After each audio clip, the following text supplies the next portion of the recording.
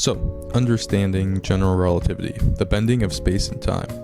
Let's talk about one of the most mind-bending and fascinating ideas in all of physics, Einstein's general theory of relativity. So I know what you're thinking. Relativity, that sounds pretty complex already, but stick with me. We're going to break it down to some easy to visualize metaphors, and there's going to be no math required, just listening and imagination. So, let's go back to about the 1600s. Back then, Isaac Newton explained gravity as a force, kind of like an invisible tether that pulls objects toward each other. And the apple falls to Earth because the Earth pulls on it. Simple enough. And for a long time, that explanation worked just fine. But Newton's version had a big hole in it. He couldn't explain how gravity actually worked. What was this mysterious force? How did it travel across empty space? And it was a what without a why. So, enter Albert Einstein with a brand new idea that flipped everything on its head. So, Einstein said, what if gravity isn't a force at all? Instead, he introduced the idea that space and time are woven together in kind of a cosmic fabric called space-time. And imagine this fabric like a giant, stretchy trampoline that dips under weight. So, that's what a planet or star does to space-time. It curves it. So when you roll a marble across the trampoline, it starts to spiral inward toward the bowling ball. Not because the bowling ball is pulling it, but because the fabric itself is bent. And the marble is just following the curve. So that's gravity in general relativity. Objects with mass bend the space around them, and other objects follow those curves. So that's gravity in general relativity. Objects with mass bend the space around them, and other objects follow those curves. What looks like attraction is really just the motion of warped space. So, here's a weird thought. You're falling sideways. So, when you're falling, you're actually moving in a straight line through curved space-time. Astronauts on the International Space Station, they're not floating because there's no gravity.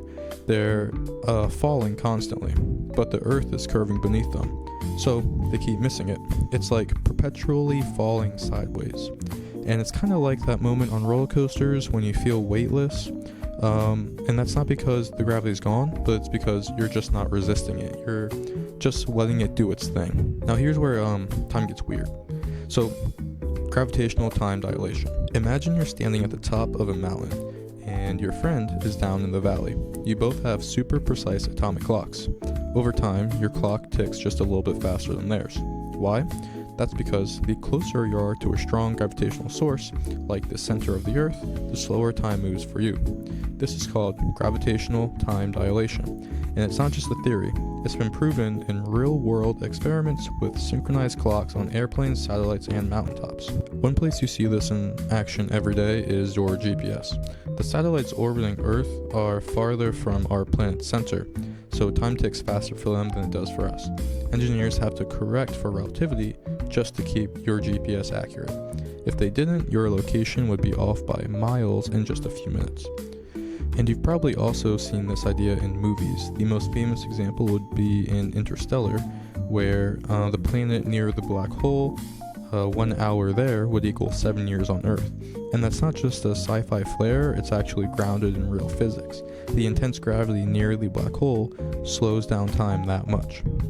So, speaking of black holes, they're kind of like dropping a cannonball onto our trampoline example. And actually, it's even more than a cannonball, it's kind of like punching a hole straight through the trampoline. Black holes warp space-time so intensely that not even light can escape them. And near their edge, called the event horizon, time slows almost to a halt. So, to an outside observer, something falling into a black hole appears to freeze in time. So, what's the bigger picture? Well, general relativity doesn't just explain why apples fall, it explains how stars orbit galaxies, how light bends around massive objects, and even how the universe itself expands. In fact, much of what we know about the Big Bang, black holes, and gravitational waves, all of it is built on the framework Einstein gave us over 100 years ago. So next time you hear the word gravity, don't just think of it as a force. Think of it as your overweight friend bouncing on a trampoline, as you get pulled in closer and closer to him with each jump. Planets orbit stars not because they're being pulled, but because they're surfing on the warped fabric of space-time. And that's the magic of general relativity. No math needed.